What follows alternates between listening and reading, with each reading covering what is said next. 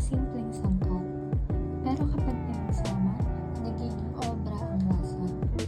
Asin, alat at init, timplang walang katulad at tunay na lasa ng kulturang Pilipino. Simple lang ang sangkap, pero espesyal ang lasa. Kangkong, sitaw, baboy at sabaw. Maasim na masarap. Lutong bahay na tunay. Sinigang, ang paborito ng lahat.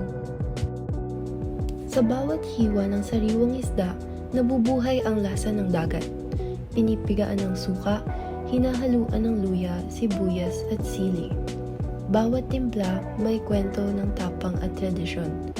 Ganito ginagawa ang kinilaw. Simple, hilaw, ngunit may lalim ng kultura. Pag pinagsasaluhan, ramdam mo ang pinagmulan, ang init ng samahan at ang lasa ng pagka-Pilipino.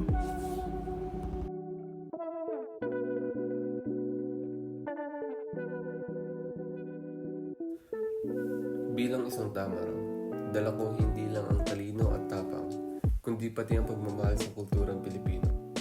Tulad ng sinigang, maasim ngunit nagbibigay ng ginhawa, at gaya ng kinilaw, presko, simple, pero puno ng lasa. Ipinapakita nito ang ating pagiging totoo at mapanlika. Mag-ibang putahe pero iisang diwa ang pagiging isang Pilipino. Sa bawat kutsara ng sinigang at sa bawat kagat ng kinilaw, naroon ang tapang, talino at puso ng Tamaraw. Dito natitikman ang yaman ng kultura, ang puso ng Pilipino at ang diwang matatag ng pagiging